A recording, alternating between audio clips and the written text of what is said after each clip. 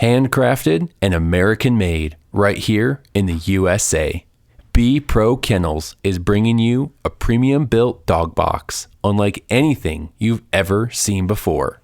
Built from a full tube frame, aluminum powder coated shell, built-in lockable storage, and oh, did you forget to charge those dog collars before you left?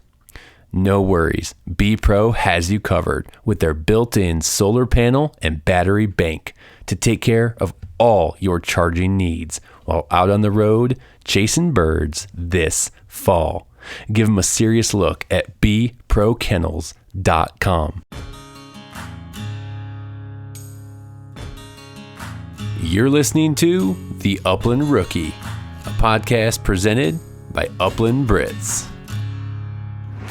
This podcast is also sponsored by Anook Shook Professional Dog Food and Trinity Bretons, home of the Epinol Breton.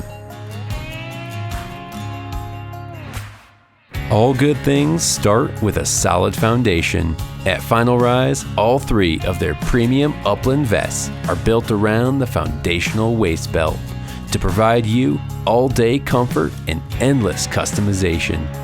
With a secure waist belt and a thin, high-quality shoulder harness, which sits perfectly along the back, holding everything in place.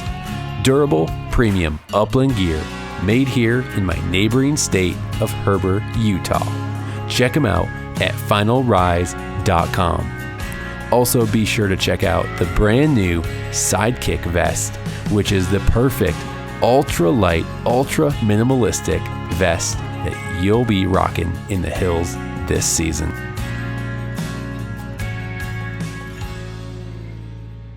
Hey, what's going on, everyone, and welcome back to the Upland Rookie Podcast. I'm your host, Will Larson, and this is episode 51. Now, in today's episode, I sit down with Andy Wayment. Now, Andy, you may have recognized the name. Andy is an author and an avid upland bird hunter up in Idaho. And so you may have read some of Andy's work, whether it's through some of his books that he's written, maybe the blog that him and his brother Sean started a while back called Upland Ways. Or some articles that Andy has had published in a few hunting magazines. So you may be familiar with his work. I just got done reading his most recent book called Idaho Upland Days.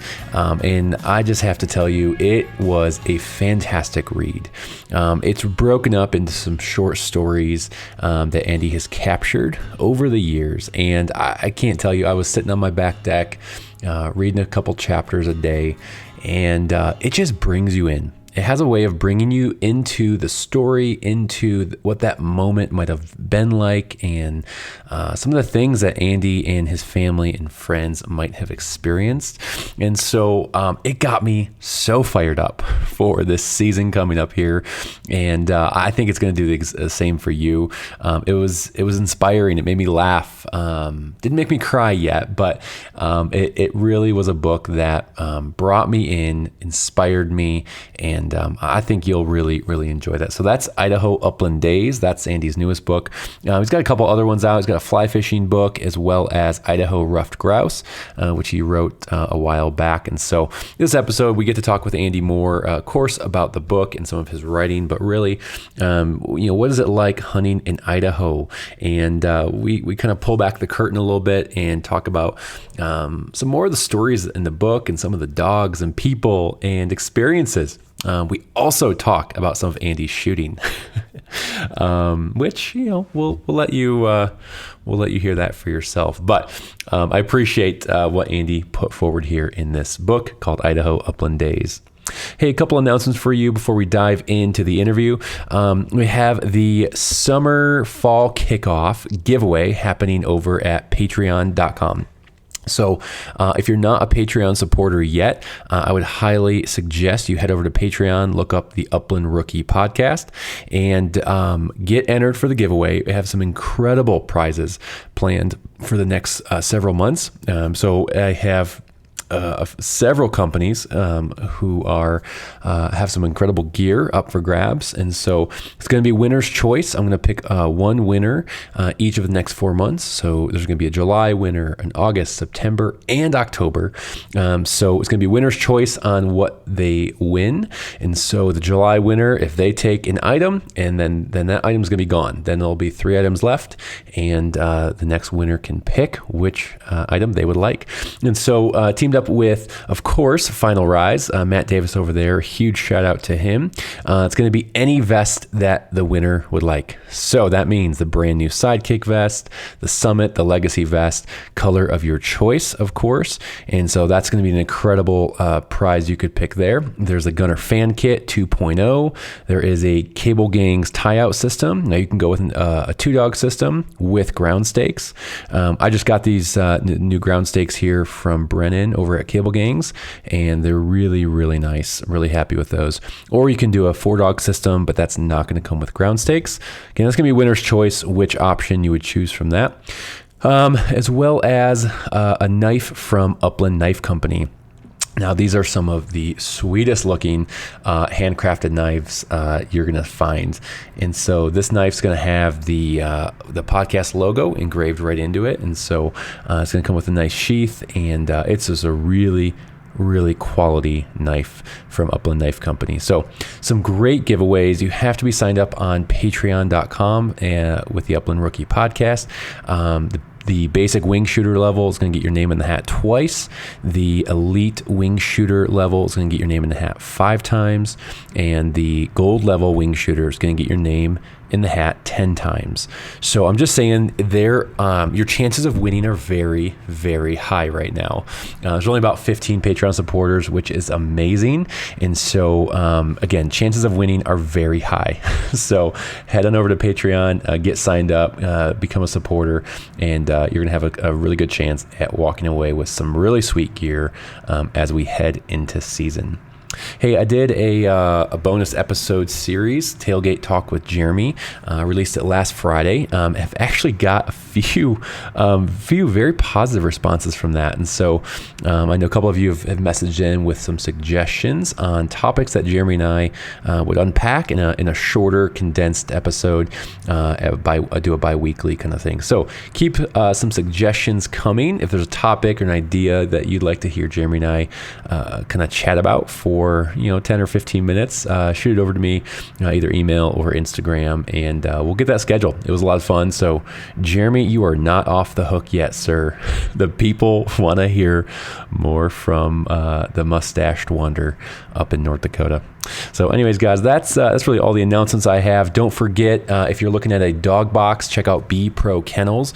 The month of July, you are going to save 30% off a dog box system. Again, they're expensive. It's a quality premium built product, and so it's expensive. But when you take 30% off that, you're going to save over $1,000 on a dog box. And again, he's got Ben has the kind of the standard 2-hole design on the website right now.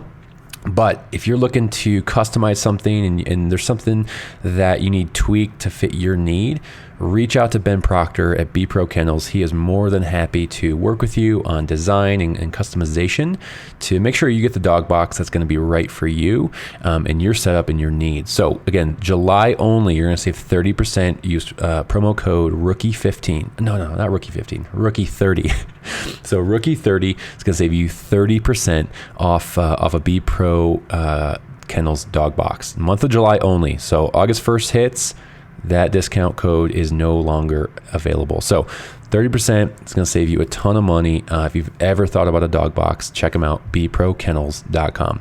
All right, we're going to dive into the interview here with Andy Wayment. So you just have Rainy right now, right? You just have the one dog? I actually have my daughter has a golden retriever that we're going to try to hunt this year. Oh, that's right. I saw that. Yeah. Okay, that's exciting. Yeah, her name is Aki, and nice. She's a retrieving foal, so hopefully she's got some hunt left in her. Yeah, that's fun. That's fun. Was the intent to get her so you could hunt with her, or was it kind of just a family dog? Well, we have friends that have the mother, and the mother is just such a pleasant dog, very smart. just, I looked at that dog. I said, I could hunt that dog. So we just decided to get one of the pups, and I really do love the retriever breeds. Yeah. So I thought, what the heck, we'll try it. Yeah, so, definitely. If not, then it's my daughter's dog, and she's a nice dog. So yeah, no harm there. That's awesome. That's awesome. Well, cool. We'll kind of jump right in. Andy, why don't you tell us a little bit of who you are, and also put us on a map. Where are you talking to us from today? No problem. I live in Idaho Falls. My name is Andy Wayment. I'm an attorney by profession. I've been practicing law for about 20 years now. I'm a passionate outdoorsman. I love to hunt. I love to fish. I've written 3 books now, one on fly fishing, 2 on bird hunting. And I've also published numerous articles, and I write for the Upland Ways blog. So, kind of have a presence, somewhat of a presence in the outdoors and on Instagram and social media. So yeah, that's fantastic. That's awesome. I met, or I guess I heard about you, I think through your brother probably. And I heard your brother on a podcast a long, long time ago, and then got me into Instagram. And then I found you. I was like, oh, wow, what the heck? These guys are related. That's awesome. Yeah, we're brothers. Yeah. My brother Sean's big inspiration to me. Yeah, that's cool. That's really cool. I know we're going to get into a little more of your story, kind of your upbringing. I want to learn more about where that passion came from for the outdoors, and talk about your new book that you have out here, awesome. which I've really, really enjoyed. But we also, you and I share in common large families. Yes, we do. We do. And I know we've connected, and it helps me not feel as crazy, I guess. Is that the right way to put it? Oh, for sure. For sure. I think there's a scripture that says that, you're kind of like an archer, and the more arrows you have in your quiver, the happier you'll be. So just call me the happy archer. Totally. It might be crazy around our house sometimes, but I'm a happy archer. Yeah, for sure. We've got 4 daughters and 2 sons. My oldest, Emma, is 25, and my youngest is 10, almost 11. So okay. That's so fun. Yeah, lots of fun. I understand you have 5 or 6. 5 and 1 on the way. 1 on the way. Yeah. Excellent.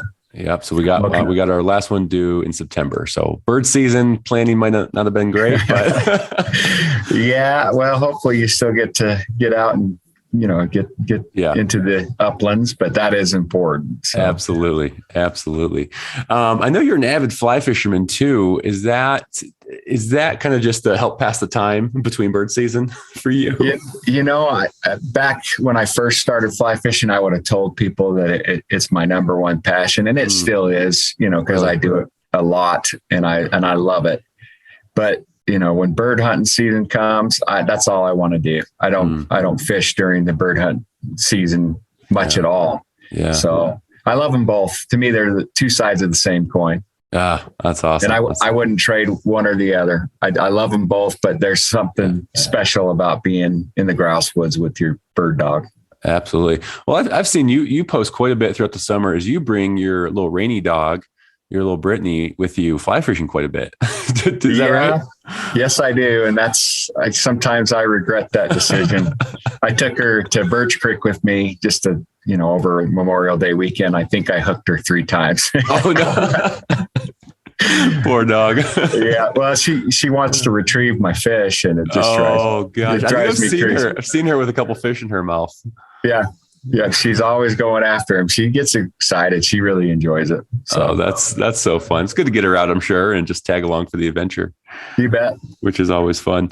Andy, where did this again, we kind of want to start with you, and we'll dive into some more as we go, but where did kind of the love for the outdoors and this passion grow for fly fishing, upland hunting, birds, dogs, all that stuff? Like, where did that kind of start to develop for you and take a hold?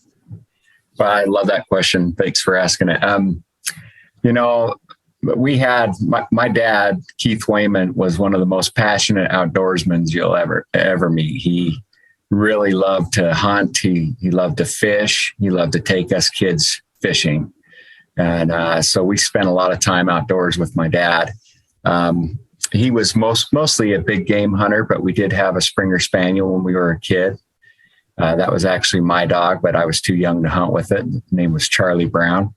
So that's kind of where the inkling, if you will, for bird hunting came from, was from having that dog as a kid.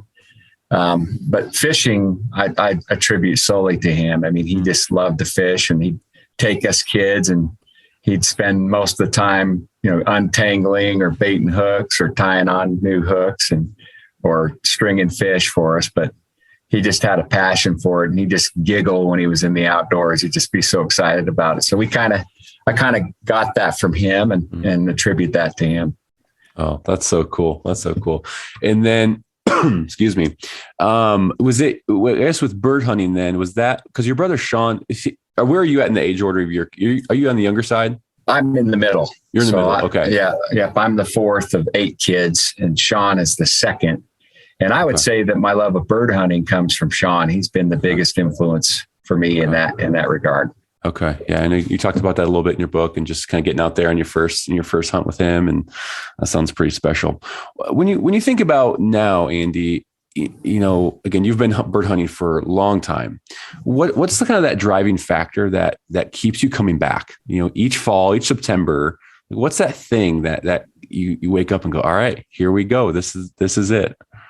I think a lot of people would say, oh, it's all about the dogs, or it's, but to me, it's this, it's the sum of all the parts, I guess you could say. But I love bird dogs. I love hunting with Brittany's. I love the grouse woods. I love the places that it takes you.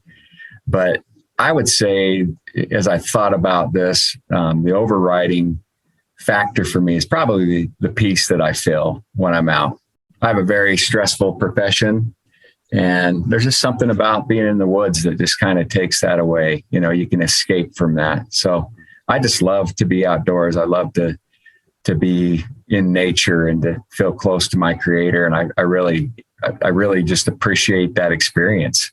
Yeah. So it's the best time of the year too. It's the most beautiful time of the year.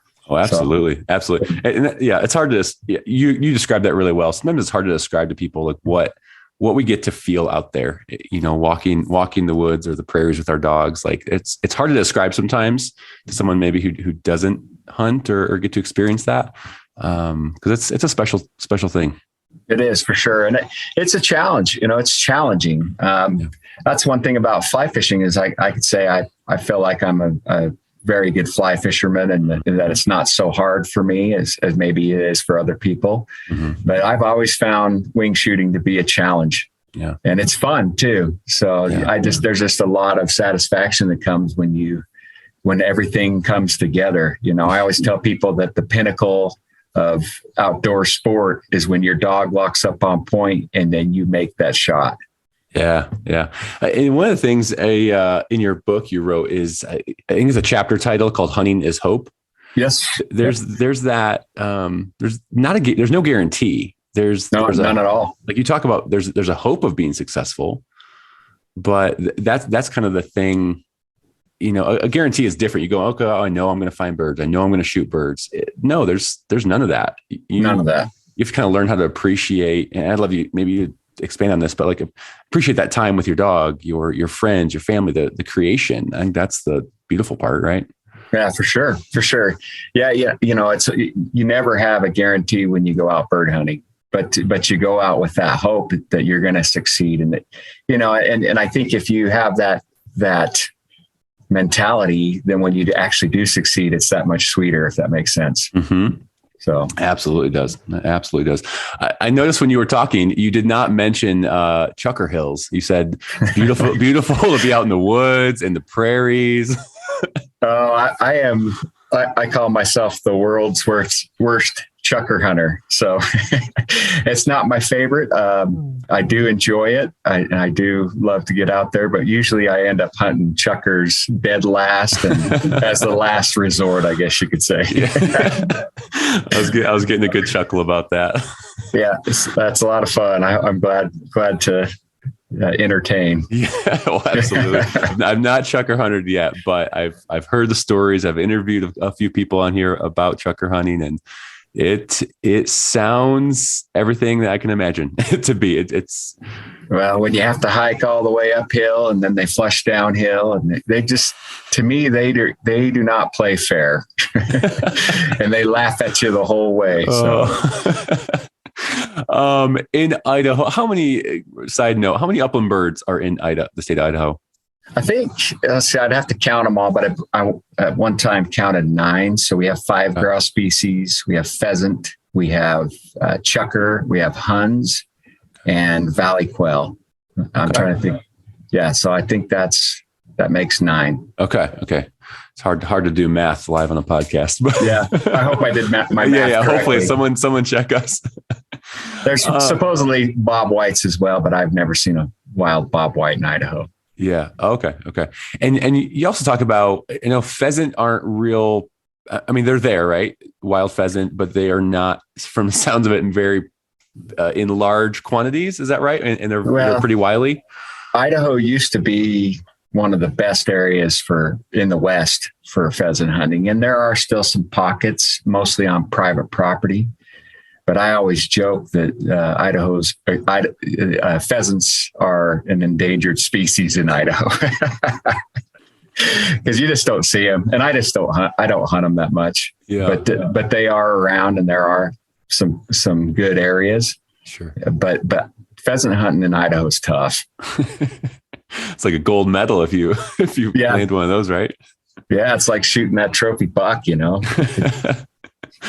That's awesome. One thing you write about in the book quite a bit, and I know, just again, having your large family, all your kids, is getting kids out into the woods, the prairies, just exploring with you, whether it's fishing or just getting them in the outdoors. Can you talk a little bit about the importance of that in your own life and kind of what you've seen the impact that's had on your own kids? You bet. I'd be happy to talk about that. Like I said, I have 6 kids, and every single one of them has spent time with me, bird hunting or fly fishing. And I wouldn't say that all of them have a passion for it, but some of them are starting to. And so it's just been one of the joys of my outdoor experience to be able to share that with my kids, to have them see what the dogs are capable of, what they were bred for. That's a special thing. And, I always say that, I love to spend time with my hunting companions, my friends, but there's just something special about sharing that moment with one of your kids, and I hope that someday they will want to pick that up and carry on with the legacy, but that's their choice. So I don't force it on them. Sure. But I always invite, and a lot of times they take me up on it. Yeah. You're giving them, the opportunity. I mean, hey, do you want to come? Do you not want to? And I think that's the cool part, where it's their choice. They get to come. There was one, I was chuckling. This part I was reading the other day in your book about, it was a hunt. You kind of came home. It was a quick hunt you had to do, and you're asking who wants to go. I think it was your 4-year-old at the time. She's like, "Oh, I'll go." And you're like, "Well, maybe next weekend." Yeah.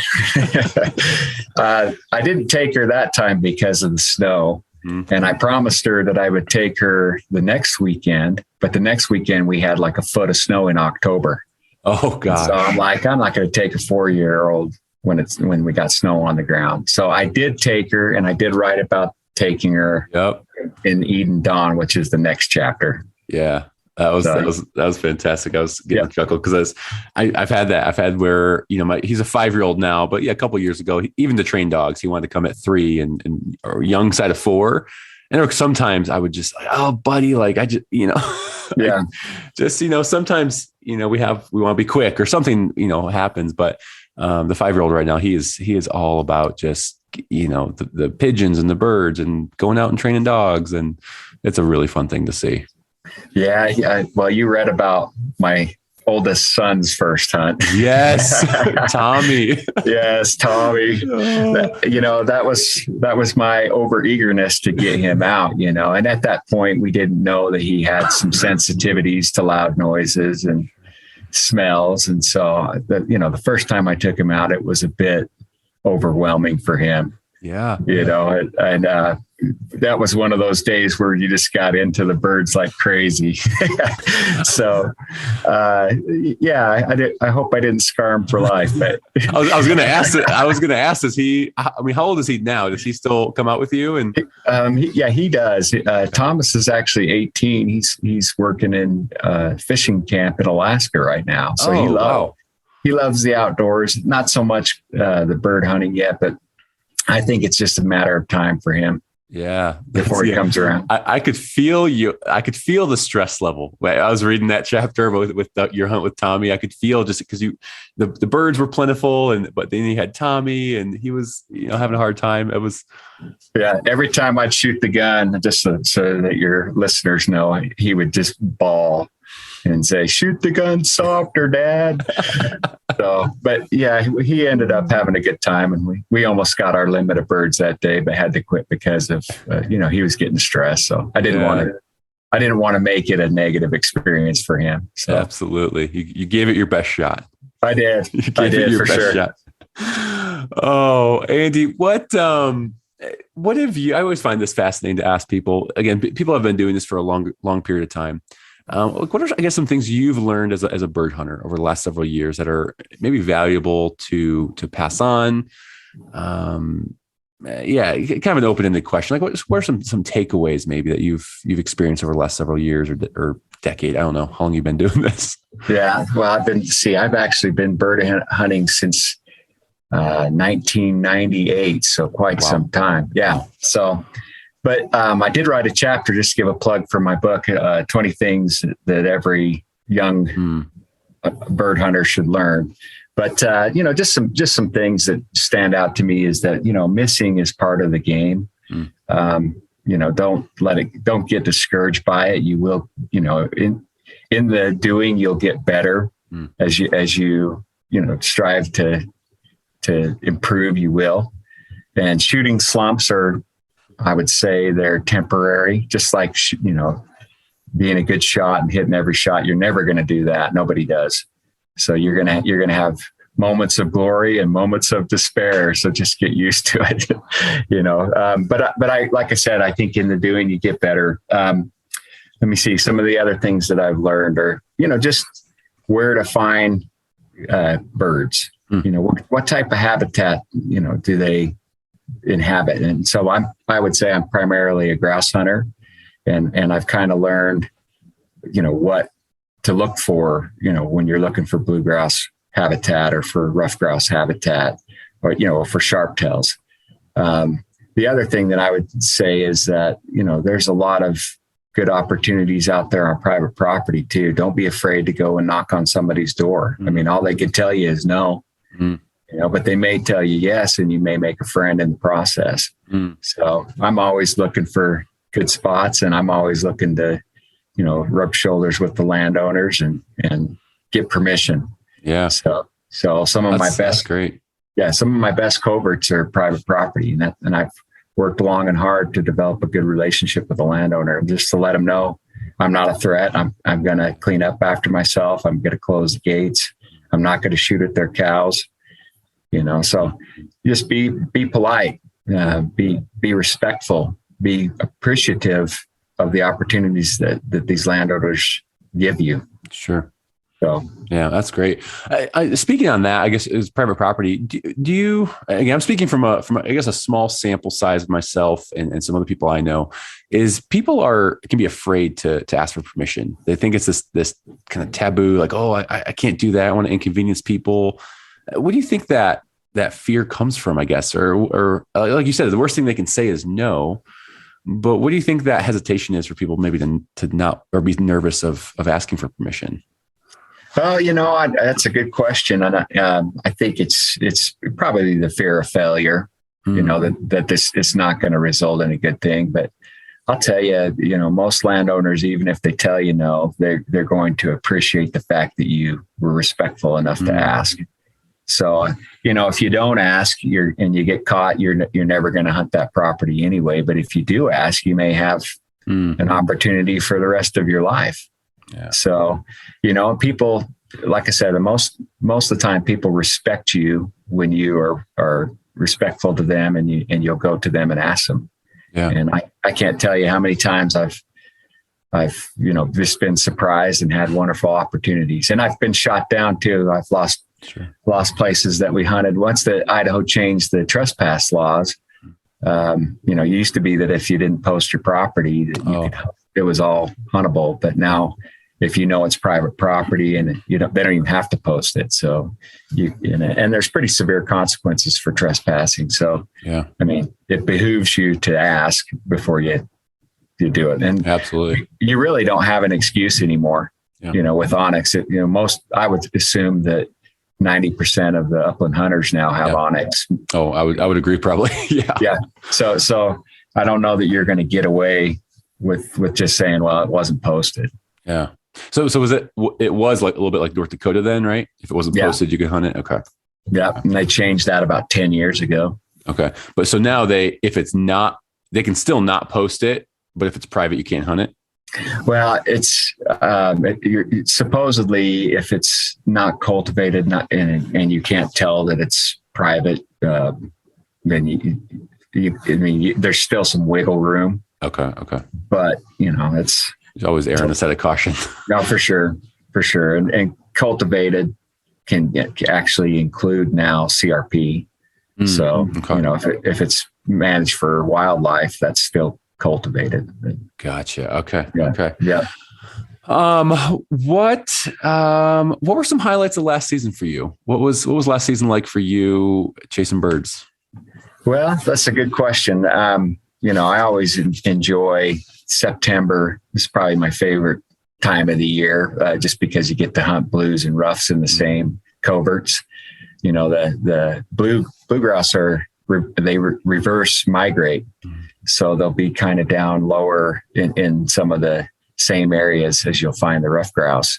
So I always enjoy that. That's one of my favorite times of year. We went to Wyoming last year. We hunted sage grouse for 2 days. That was a lot of fun. It was a little more challenging than the year before. But if I had to put a pin on my favorite hunt of last year, I got to go and hunt with Sean and with our friend Matt Lee from South Carolina, woodcock. Oh, nice. Yeah, I'd never hunted woodcock before, and that was just a pure joy. It's a lot like rough grouse hunting, but in the South and in the greenbrier jungles. Oh, that sounds a lot of fun. That sounds like a blast. Yeah, I'd love to do it again. We did hunt bobwhite quail as well, so I got my first southern bobwhite quail. That's awesome. Yeah, so I interviewed Sean a couple weeks ago. That'll be released in a little while here, but he talked about that South Carolina trip as well, and he said that was a standout for him as well. Yeah, it was a blast. I mean, I love the grouse hunt. I love those thick and unkempt places, and I love snap shooting. So it was everything that you love about rough grouse hunting, but different. So was it like tight, like woods you're in there in South Carolina, or is it what's the area like? Well, there, a lot of the South. I grew up, actually went to high school in about not too far from where we were hunting. So, but a lot of the South is pine trees, kind of sandy ground. But then you get these, anytime you have a river bottom, you're going to have your swampy areas that have cane and greenbrier and just totally thick palmetto. So, so palm kind of look like palm trees or whatever. But that's kind of the cover that you're hunting, is just this nasty little thickets that along the edge of the swamps. Yeah. So, and the swamps are, have these big cypress trees that have, huge bases, so everything that you kind of think about in the southern swamp. South. Yeah. Yeah. Cool. You're right there. That's cool. Did you bring Rainey with you? I didn't. I flew out there, and my friend Matt has English pointers that are just phenomenal. So I'd love to have Rainey out there. I think she would be exceptional at it. But we used his dogs, and nice. We called his dog the Magic Man, because it's just fun to see a dog do what it was bred for. And absolutely. That dog it's his dog Deuce, and he is just a wonderful woodcock dog. Retrieves, points. So yeah, it was fun. Do you have to be pretty careful on the timing for the woodcock flight? Because they're kind of passing through. Is that right? So do you have to get your timing pretty dialed in, or? Yeah, I think the season opens in November in South Carolina is what I want to say. But I think the flights don't come in until, the time that we get there. But Matt had told me that end of December, early January, it's when they come in there the heaviest, and they're there, in good numbers, surprisingly. Yeah. Okay. That's fascinating. I love that. Sounds like a fun hunt. And you touched on blue grouse. Inukshuk Professional Dog Food is the highest energy dog food in the world. Inukshuk's dense formulations ensure that your pup in training and your seasoned bird dog get what they need to succeed in the field. Inukshuk works hard so your dogs can work harder. Check them out at inukshukpro.com. Trinity Bretons is the home of the Epagneul Breton, also known as the French Brittany. All Trinity Breton dogs are from champion bloodlines that are field tested and family approved. For over 33 years, Trinity Bretons has worked to offer you the best bred Epagneul Breton in the country.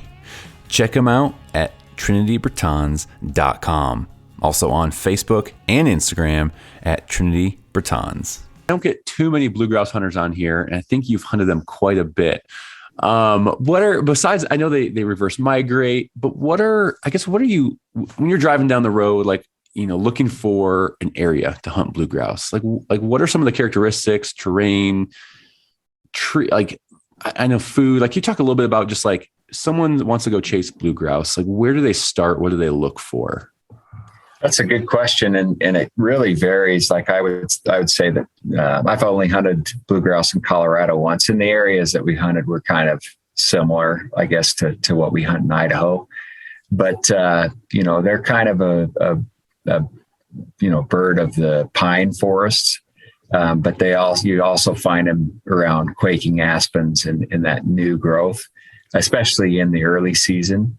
But one of my favorite things about blue grouse is that, and I'll share a little vignette if I could, but I was hunting in one of my favorite areas in southern Idaho. And I was hunting in the trees and couldn't find a dang bird. I couldn't find any birds that day. This is a covert that I call Grouse Rock. And I got to thinking, I bet you the blues are out on the sagebrush benches. And anyway, I decided to go across the road and hunt on the other side of the canyon on these sagebrush benches. And as I'm walking across the road, this fish and game guy comes up to me and he says, can I see your hunt license? I said, sure. So I showed it to him. I said, do you think the blue grouse are out on these benches, sagebrush benches? And the guy looked at me like I was stupid. And he said, blue grouse are called forest grouse. You find them in the forest.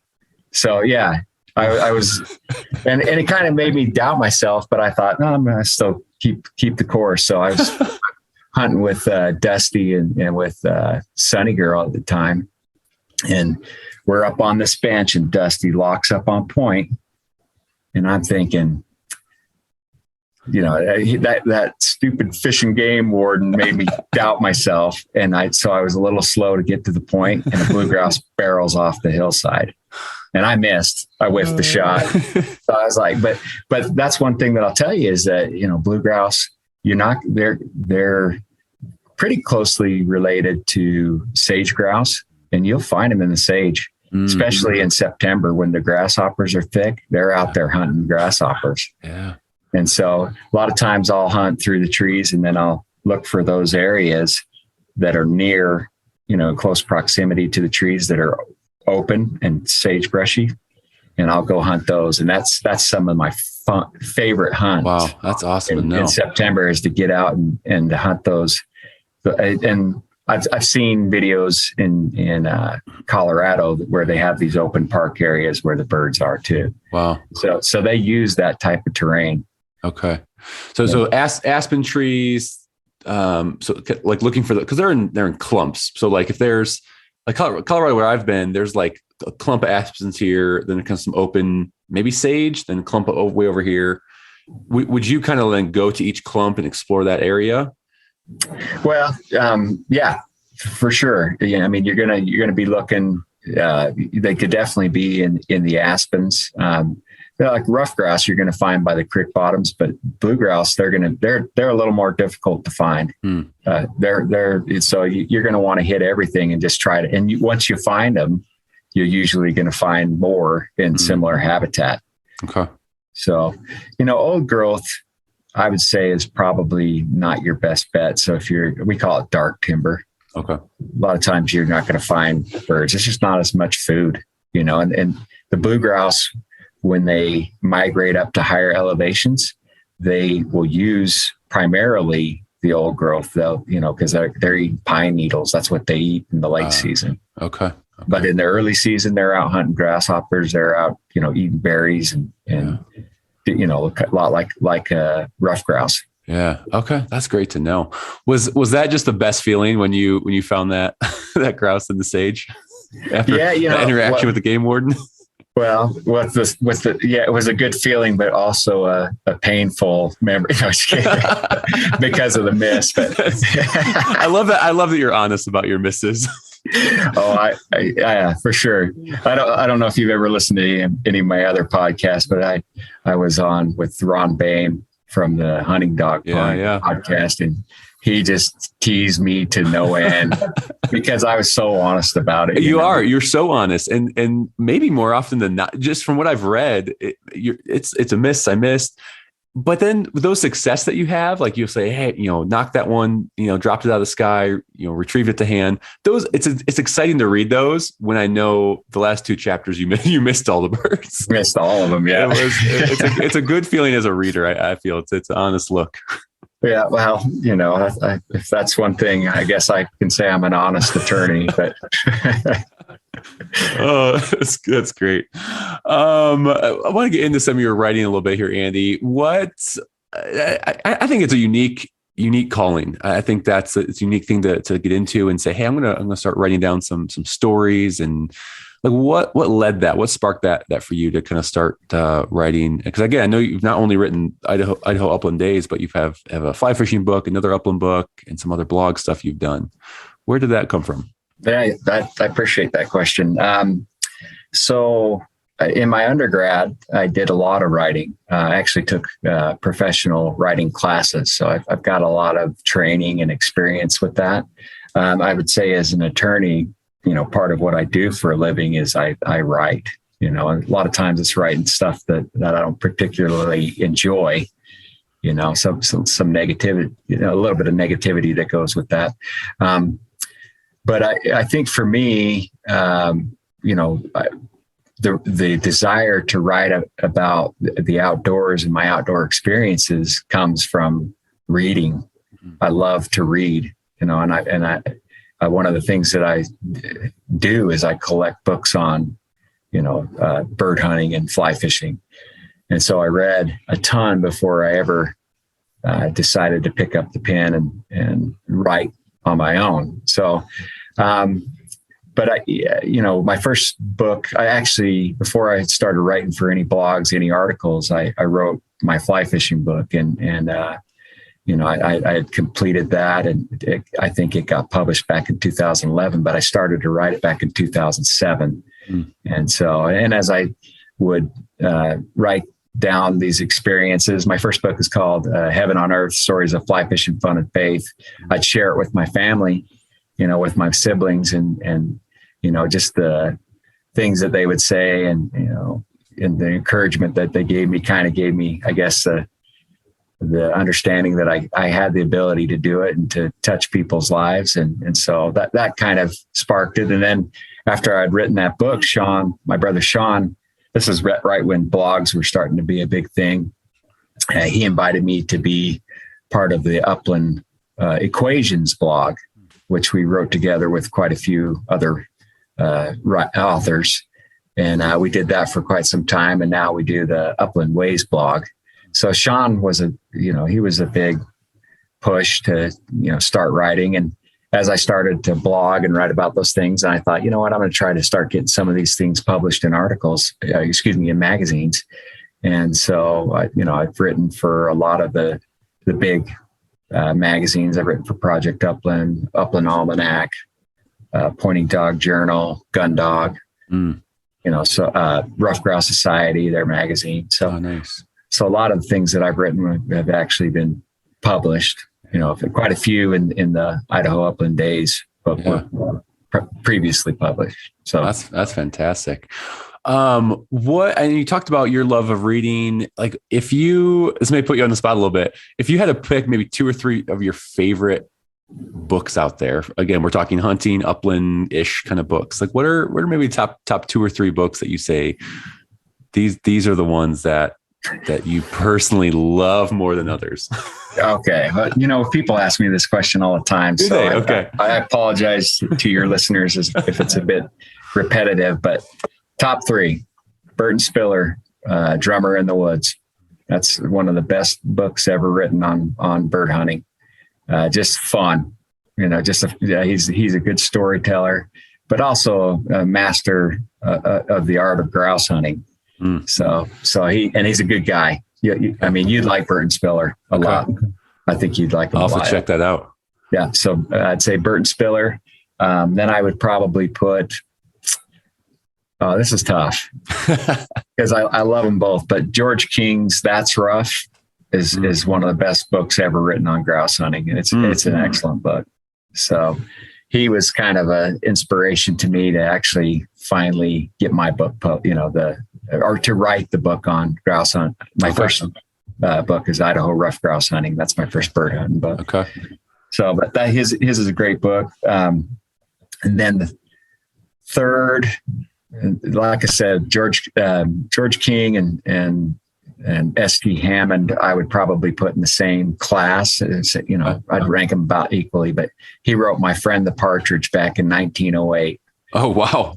Yeah. And I don't know if you got the Project Upland magazine, but I just wrote an article on S.T. Hammond and fantastic. I'll have to check that out. My friend. Yeah. So it came out, I think, in the spring edition. Okay.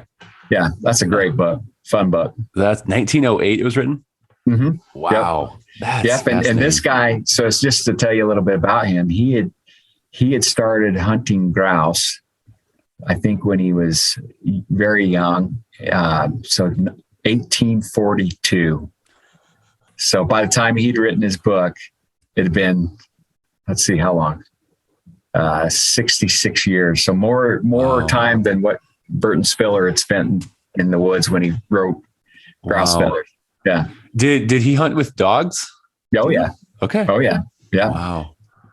Yeah, that is fascinating. I'm gonna have to check that out. Is that something people can find on Amazon or you can? Online? That's where I found it. Okay. Yeah. Yeah. I think it's old enough that any publisher can print it.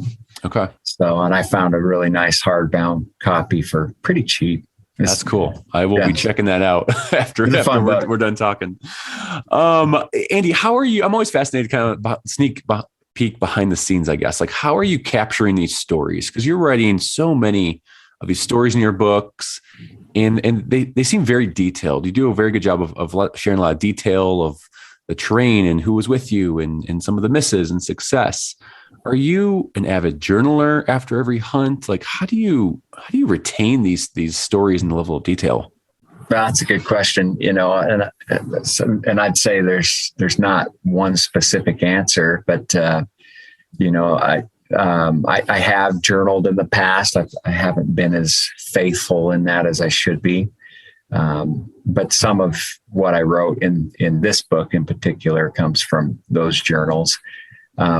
A lot of it comes from blogging, and blogging is journaling, whatever you want to call it. I think you're just recording memories, you're sharing pictures, and I take a ton of photos, and I post a lot of those on social media. And so Instagram is kind of a journal, if you will, where you kind of describe some of your experiences, some of your successes.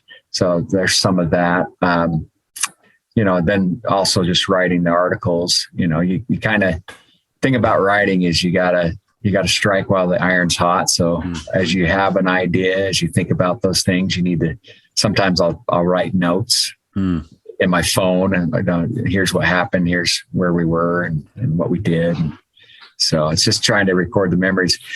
For this particular book, though, a lot of it was written from memory, as I was trying to recall the things. Like, for example, the story about Bustin' Dusty. I wrote that after he passed away.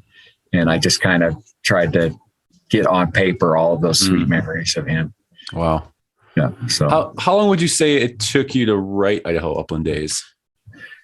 Wow, that's a good question. I started writing that book after I finished my fly fishing book. So sometime in 2011. Oh, wow. Okay. And I would say it was completed, mostly completed within, 2 years or so of that. Okay. But it took a long time to find a publisher and ended up just self-publishing it. Okay. I had one publisher accept it, but then they went bankrupt. So just a lot of challenges in getting it. And it's actually my first bird hunting book. I wrote that book before I ever started to write Idaho rough grouse hunting. Oh, Idaho. Oh, you wrote this before Idaho or before the rough grouse one? Oh, okay. Yeah. So it's kind of, in the intro, or in the foreword, I basically say, this is really my first bird hunting book. So all of the stories take place, or not all of them, but most of the stories take place before those that are in the other book. Okay. Yeah. I have not read the rough grouse one yet. Yeah. So what is this, kind of a random question? What is the pros and cons of self-publishing versus being picked up by a publishing company? Is it a lot more work for you on the self-publishing? That's a good question. So I've published twice with publishing companies, and there's some comfort there in having experts, do formatting and editing and all of that. I think that's the pro. I think the pros of publishing with a formal publisher. Yeah. There's also the advertising and the whatever those publishing companies do. And have some backing a little bit, or okay. And I'd say that through a publisher, your book's going to be available in more forums, more places like Barnes and Noble. But self-publishing nowadays, I think the main gig that you're going to find is through Amazon. Sure. And that's what we ended up doing, because I'd say that, even with all of that from the formal publishing companies, most of the books that have been sold through Amazon. Sure.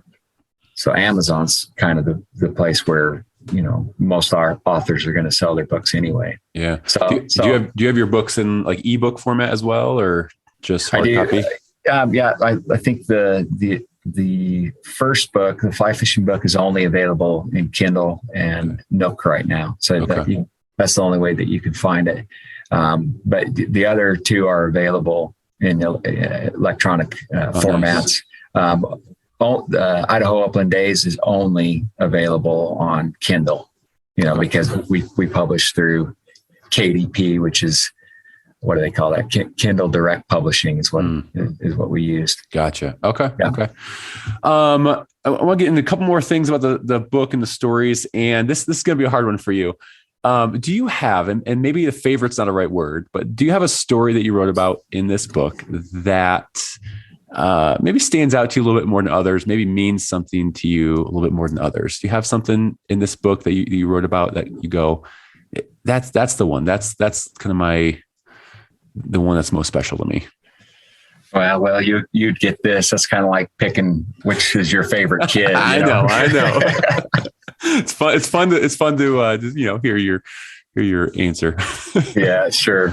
Like I said, they're all precious memories to me. The White Wonder, there's so many fun stories to think about with Farley. So I'd say those are some of the most cherished ones. But But as far as banner days, I would say the Royal McNabb, just because that was such a fun day. That was good. Yeah. So that on that day we were hunting a place that I had hunted before, but my brothers had never been there with me, and we got to the spot, and it was just like you could feel there was just a feeling that it was going to be one of those days.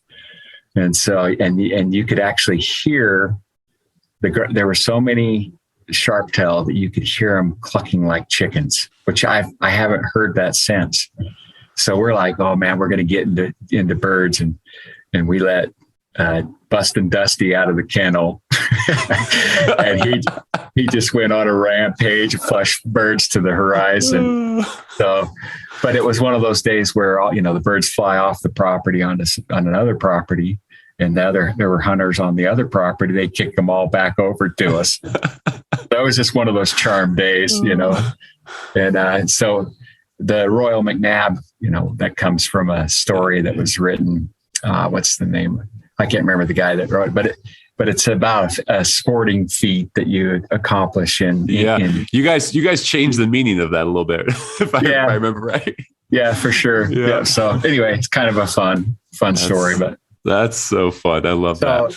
And I love all of the stories of hunting with my kids. I'd say grouse Katir is an awesome memory. The book was supposed to be originally titled Roadside Revelations, which is that would have been the title chapter, but one of the reasons why we changed that is we didn't think that it would be as appealing, I guess you could say, as Idaho Upland Days. So it's now part of the subtitle. Yeah, I saw that. But that chapter is about discovering coverts through seeing birds along the road. We call it a little heavenly manifestation, if you will, a roadside revelation. Yeah, that was my next question. Is just share about. So the banner days and roadside revelations is very prevalent throughout the book, and I was like, what does that mean to you, and kind of is that something that is when you're out there year after year that you're seeing these glimpses of things? I guess, can you just expand on banner days and roadside revelations and what those mean to you? Sure. I actually, in my first, the Idaho rough grouse hunting, I had a glossary in there that, defines all those terms. But to me, a banner day is a day where basically the birds are prevalent, the dog work is stellar, and the old shooting eye comes through. So it just all comes together on those days. And it's, every day in the outdoors is special, but those are the ones that keep you coming back for more, so that's a banner day. And that's actually part of the subtitle of the book. It's Idaho Upland Days, Reflections of Bird Dogs, Banner Days, and Other Roadside Revelations. So, and then roadside revelations are those times when you're, and I'll give an example. In one of the chapters, I think it's when we actually took Eden, my second to youngest daughter, on her first hunt. We went out, we hiked, we just couldn't find the birds. But as we're driving home, I just said, you know what? We need a roadside revelation. And I kid you not, just as we say, it's like a minute later, right? Yeah, this bird pitches across the road, and I'm like, girl, did you see that? That's a sharp-tail. Should we go after it? And they're like, yeah, Dad. So we jump out, and I kid you not, I step out of the car, and we watch this big flock of sharp-tail get up and land, not 50 yards from us. So we're like, oh, come on, let's go. And so we went and got into those birds, and they had actually, when we got into them, they had been stuffed with grasshoppers. Oh. They were chasing the grasshoppers, and it was kind of late October. So there had been a hard frost, that was the year we had snow in October. So the grasshoppers would slow down, and the birds were just keyed in on them. Wow. And we just got our limit in like 10 minutes. Wow. So yeah, it was fun. That's so fun. As reading those banner days, I really wanted to hear kind of what, everyone could interpret that differently, but I love, it even gives me some, when everything comes together. I think that's a great way to summarize it. Like you said, the dog work, the birds, the shooting. I think that's a really good thing to just keep in mind. When everything comes together, it's not going to happen all the time. those are going to be extra special days when for sure when you get all those pieces, and that's really fun. Some of your dogs, I've been fascinated getting to read about some of your dogs. Rudy, Farley, Sonny. I like to say famous Bust and Dusty now. He's in this book. He's in this book quite a bit. I got a good chuckle out of some of his stories. With Dusty, I got to ask. So Sean sold you this dog, right? He gave me the dog. Gave you this. He pawned the dog off. I'll have to go back and listen to his answer. I think he might have said something a little similar. But so you had no dog at the time, right? So like, what did you see in Bust and Dusty that just talk about, like, what was that like? No problem. So I actually had a dog at the time. I had Sonny, and before I had before Dusty, we had Farley. So I had Farley, and then about a year later, 2 years later, we got Sonny, and it was kind of Sonny hadn't really come into her own at that point. She was still young, still learning, but had a lot of great potential. But Farley was such a great bird dog. He was an LHU pointer. Yeah. And so, there was always that desire, I guess, to kind of recapture the glory, if you will, to have that thoroughbred of a bird dog. So to me, I had Sonny. I didn't fully appreciate what she was and what she had to offer. And so, when Sean offered me Dusty, who came from great breeding, he was one of Gary Ruppel's dogs, and his Dusty's father had actually been written about in a book by Mike Gold, Plateaus of Destiny. His name was, I can't remember his name. I think it's Avery. His dad's name was Avery. So Dusty had a lot of potential. So for me, taking him on was just a hope, if you will, that I was going to get another Farley, another bird dog. And Dusty was a lovable knucklehead. He had moments of glory, but he was also a royal pain in the butt. And we called him Bustin' Dusty because he might as well just said he could have been adopted by a Springer Spaniel because he was a flush and full. I've been cracking up reading about Busted Dusty, and just some of the cubbies he's just blew up. And then sometimes he would surprise the heck out of you. Like one time I told you about that blue grouse, or actually I wrote about the blue grouse when we were up on what we call Dusty's Nub, and he locks up on point, and this bird gets up, and I shot, and I didn't make a great shot, and the bird kind of took its time going down to 80 yards away. But I said, Dusty, go get that bird. And Dusty just takes off running, and so I'm kind of following as quick as I can. But when I get down there, I see Dusty chasing this grouse down and just jumps up and captures it out of the air. So I was like, man, that's one of the best retrieves I've ever seen in my life. So I always joke that Dusty was a famous underachiever.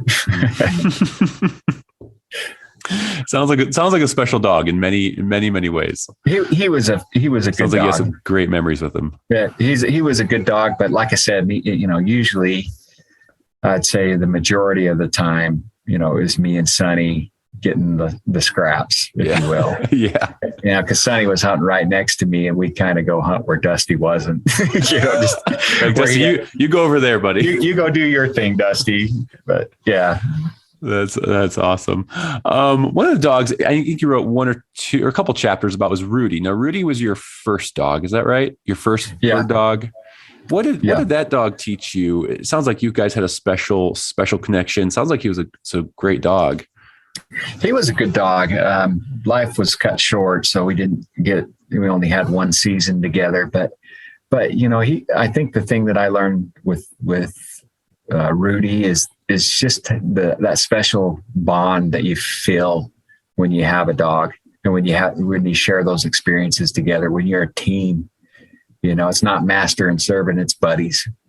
And so that to me is the thing that I take away from Rudy. I think he had such great potential, and in that first season we had a lot of success, even though I was a terrible bird shot. Together we just had some special moments that I wanted to capture. So all of that was written from memory. Yeah. When I wrote those things, and I'm glad I wrote it because I still look at it and I still love to remember him and honor him. Absolutely. I could feel that reading that chapter about Rudy. And something special about our first dogs. I think they teach us a lot. And like you said, they teach us, they're our buddies. They're not just a tool to go find birds. They're a friend. They're a companion. So I think they can teach us a lot. What were some other things in the book? So I was looking at my notes here. Pheasants in Idaho. We chatted about that. Shooting slumps. I know we talked about our shooting slumps. That's something we all can get into. I've gone through many shooting slumps. I know you have as well. I guess what are some of the encouragements? Because again, I was encouraged reading that. Again, we talked about your honesty with not always making the perfect shot. Like, I guess what are some encouragements that you learned from that you might be able to pass on to others? Oh, that's a good question. Well, one thing I'd say is everybody, especially shotgun instructors, are always preaching about gun fit, and I can tell you that it makes all the difference in the world.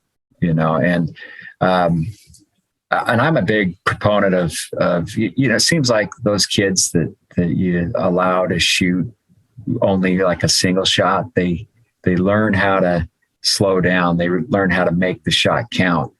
And when I first started, I had a pump gun, which I didn't hunt very long. But then I got the semi-automatic, and you always have this mentality. Well, if I miss, I'm just going to, I'll recover on the follow-ups, it's because you had the 3 shots or however many you can fit in there. But to me, that was, I usually just waste the first or second shot. So it helps to slow down. When my buddy Cliff, a good friend of mine, I actually wrote about this, is, he would kind of tell me, because I'd tell him, he'd ask me, how did you shoot this hunt? And I'd say, not good. And he'd say, you know what, Andy, you just need to slow down. Make haste slowly is what he would tell me. So just take your time. The birds, especially in the grouse woods, they're getting up and they're flushing hard, and you only have a little window of opportunity, but you have more time than what you think. And so if you are a little more calm and collected when you pick the gun up and you pull the trigger, it's still a snapshot. You're still shooting as quickly as you can, but you're taking that extra split second to focus on the bird. Make sure that you get on the bird. So I'd say gun fit is everything. I think I shot a gun or guns for many years that that didn't fit me, and that was a big part of the problem. And that now I have a gun that it shoots where I look. The other thing I'd say is this is what Burton Spiller said. Is he says, if you want to kill as many grouse as you can, shoot a 12 gauge. That's what he said. And so, and it's not that I want to kill every bird that I shoot at, but I do shoot a 12 gauge, because I find it to be the most effective gauge for me. And now I'm shooting lighter loads. I shoot those RST shells. So I'm not shooting heavy, 3.5 inch duck load, like 2.5 inch or 2.5 inch shells is what I'm shooting with that 12 gauge. Okay. And it's a heavier gun, but it also helps you with your swing. And well, yeah, you get comfortable with it. And did you find you had developed a lot of bad habits though? If you're shooting with a gun that didn't fit you for a long time, was that a hard process to break some of those habits once you got a gun that fit you? One thing that's why I love grouse hunting, I guess, is that shooting is instinctual, especially snap shooting, where you don't have time to think about it. You only have time to get on that bird as quickly as you can and to make the shot, because that bird's not going to be there. So So for me, that's where gun fit comes in. If the gun fits you and it shoots where you're looking, then you're gonna succeed. So, but if it's not and it's shooting low or you're shooting high, you're not. Yeah. So to me, gun fit is everything. One of my biggest problems, I think, is probably stopping swinging. Is not getting ahead of the bird and staying ahead of the bird. So you're saying that you stop once you shoot, you stop the swing. Yeah. Okay. Yeah. And that's probably because I snap shoot, you're only getting that quick shot off. Sure. But when you're hunting sharptails or sage grouse, you got to follow through. Sure. And so that's been kind of a challenge to learn, but I've gotten better at that as well over the years. It's just practice. Practice makes perfect, Yeah. You're going to have a lot of misses for some success. And it's the accumulation of both those that make it fun. Then you get, like I said, it's something that you learn in the doing that, those back in the late 1800s, early 1900s, those guys learned by doing. They were some of the most successful shots ever because they were out shooting all the time. So, and I don't shoot skeet. I don't shoot clay pigeons or anything like that, but I can really see how that would be beneficial, just to get the experience and kind of learn the feel of your gun. Yeah. Yeah. I am a terrible clay shooter. Terrible. I think too much when I'm shooting clays or trap or whatever it is. I think way too much, but then when I'm knock on wood, bird hunting, like you said, it's so much instinctual when you're not thinking, then it kind of comes together. That's why I don't do it, is because I don't know that those things replicate what you experience. I mean, there's part of my problem, I guess you could say, when I was younger, and it's still a challenge, is I'd get grouse fever. And by that, I mean like buck fever, like a bird, you hear the rush of wings, your heart starts pounding and you're so excited that you just can't buckle down and get on the bird, but you kind of learn, I guess, through time that that excitement can fuel you and can help you get to the shot and get off a nice shot. But back, I guess I could say I was JoJo the Idiot Circus Boy with the shotgun in my hand because I get grouse fever so bad. Oh my gosh. Well, Andy, I have a couple more things for you, but I just kind of wanted to wrap up the book stuff. I just wanted to personally say I've been so encouraged reading this book, and maybe that might sound silly, but it's been inspiring. It's gotten me excited. I know this is June we're recording this, and this book has a way of I think bringing people into those experiences, into those stories, into those hunts that you kind of are laying out here. And I can picture myself walking along with Farley out there, Sunny. And so you did a really good job of capturing details in this that bring me in. And I'm not going to lie. I started looking up, hunting license in Idaho. I was inspired. I was like, wow, sounds like a great opportunity. And so I just want to say thank you for writing this. Really. Thank you. I'm glad to hear that you enjoyed it. And that's the whole goal. I mean, that's really the reason why you write these things, is to share those special experiences, to bring people along. So when people tell me that they felt like they were there with me, I did my job. Yeah. You did it well. Yeah. You did it well. Where, I know we talked about Amazon, like where can people find more of your books, some of your writing? Do you have a website or how can people follow along? Okay. Well, thank you. We do have the blog, which is www.uplandways.com. So, and that's my brother and I, Sean, that's our blog. And we write about, bird hunting. We write about fly fishing, some of the things that we're passionate about, upland art, upland books. So there's book reviews on there. The Idaho rough grouse hunting is available through multiple forums. It is available through Amazon.com. It's also available through the History Press and their website. So there's a lot of places where you can find that one. The new book is available through Amazon. It's available in hardback. There's a color edition that's a little more expensive. There is a hardback black and white photo edition. which is reasonable in price. And then there's a paperback copy. And it's also available in Kindle. So you can get it there.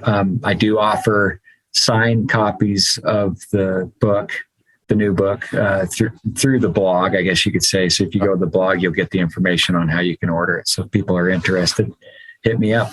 That's great. That's great. Yeah. Are you ever any thought to doing an audio book of you reading it? I've thought about it, and it's definitely a possibility. So I noticed that Project Upland is starting to do quite a few different audio books, which I think are hopefully will take off. Yeah, so that's cool. That's cool.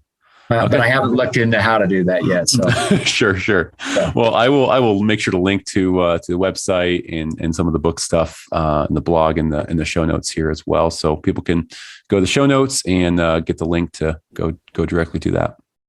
Excellent. I really appreciate you helping me get the word out. Absolutely. A couple more things for you as we wrap up here.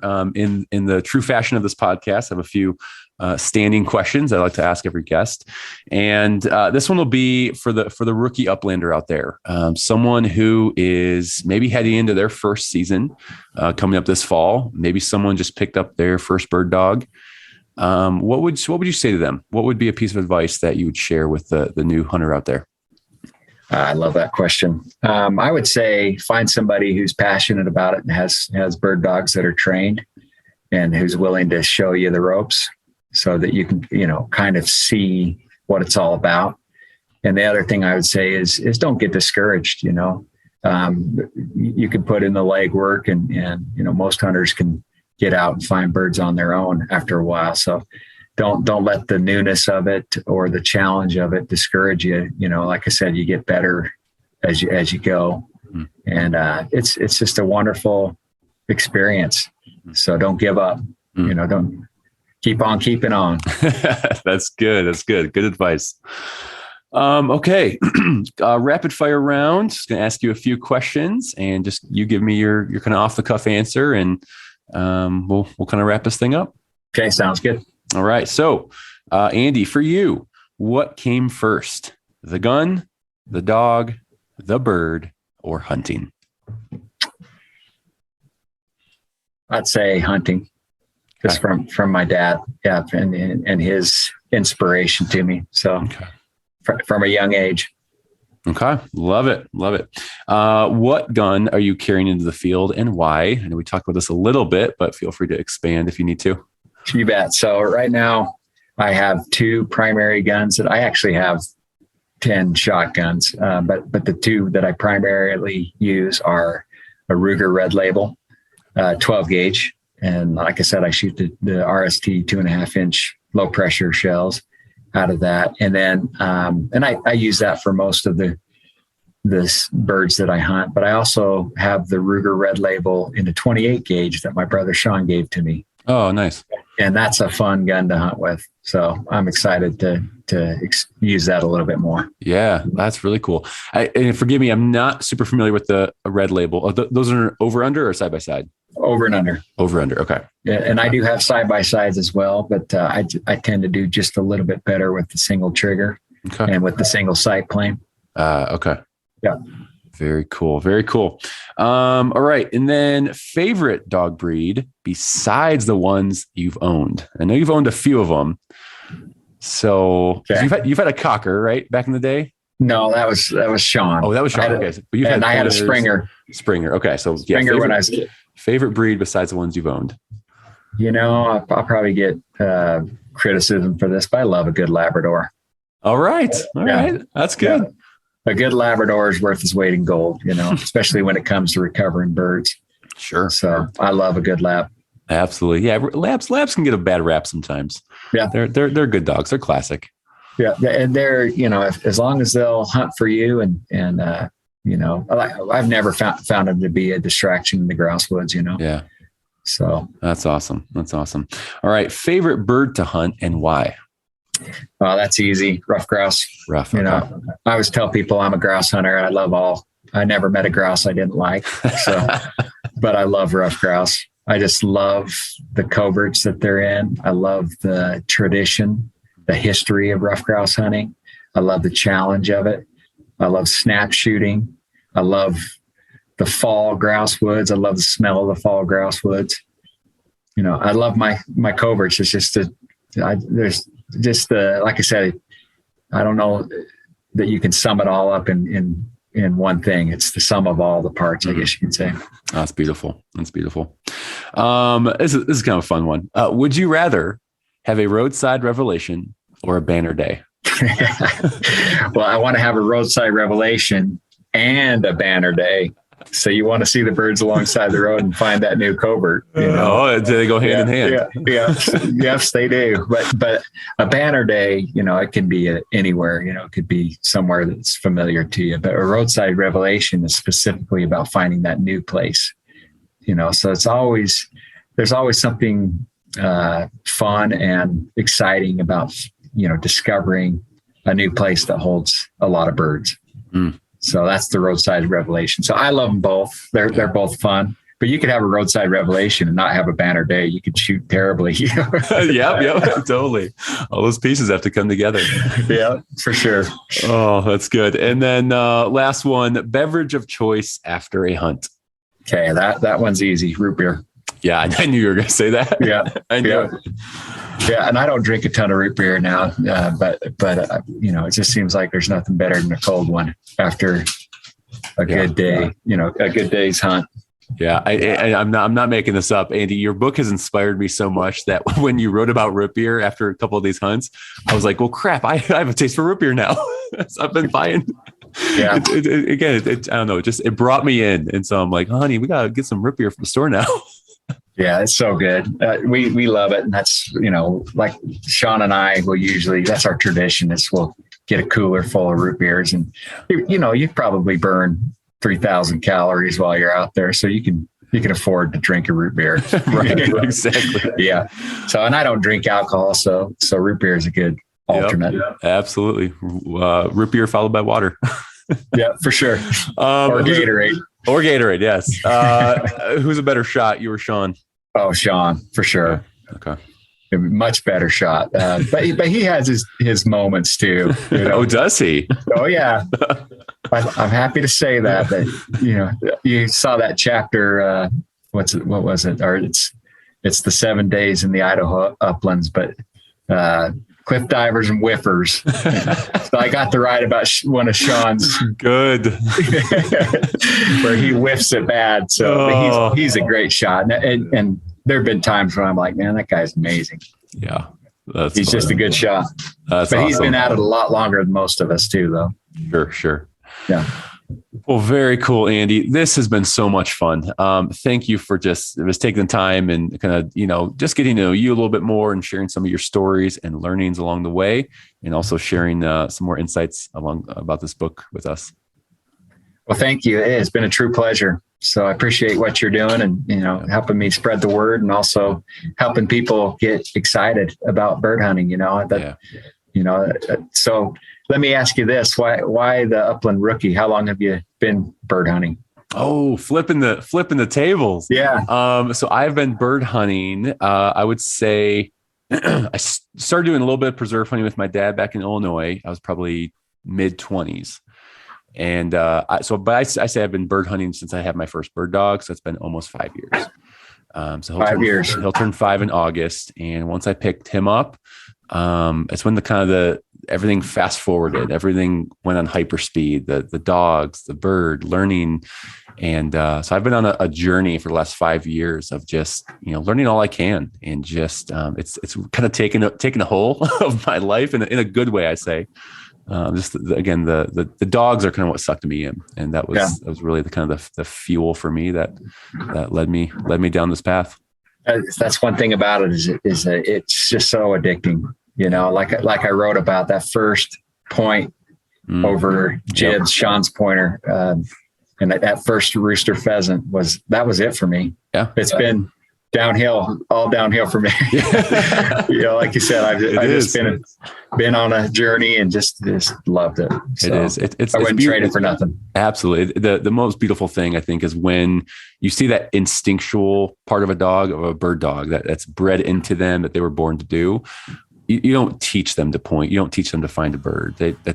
to see what's bred into them, that's just the part that I go, wow, just wow. Like the way God created these dogs, and it's amazing. So it's what fuels us. Well, keep going, man. You'll love it. It only gets better. Yeah. Thank you so much, Andy. Again, this has been so much fun, and thanks for doing this. You bet. Anytime. Thank you. Take care. All right, buddy. We'll talk to you later. Take care. Bye-bye. It's a wrap of episode 51 with Andy Wayment. Andy, thank you so much for taking the time and sharing some of your story, your passion with the listeners. And it was a lot of fun just chatting about the book and getting some of the behind the scenes, I guess, to some of those stories and dogs and friends that you hunted with over the years. Be sure to check out Andy's book wherever books are sold, Idaho Upland Days. Hey, don't forget to subscribe to the podcast. Head over to YouTube. I have a channel over there. Haven't posted too much yet, but you can subscribe to that. Follow me on Facebook, Instagram, all that good stuff. Don't forget about the Patreon giveaway. Go get signed up over there. Your chances of winning some awesome gear are very high. I want to thank Final Rise, Cable Gangs, Upland Knife Company, and Gunner Kennels. We have some great giveaways over the next 4 months, but you must be signed up on patreon.com. Just search the Upland Rookie Podcast. Hey, be sure to share this episode with a friend or two. Let them know, what you took away, what you enjoyed about this episode on social media, whether that be Facebook, Instagram, or whatever platform you use. Hey guys, thanks so much for tuning in. Be sure to rate and review on Apple Podcasts or Spotify. And that's all I got for you guys this week. Hope everyone is doing well and having a good summer with your dogs, your friends, your family. And I know we're in kind of the final countdown. It feels like, at least I like to think we're in the final countdown to upland bird season. It's going to be here before you know it. Get out there, work your dogs, spend time with them. It's gonna be coming up fast here. So, hey, until next time, go put some miles on those boots and follow your favorite bird dog. Take care.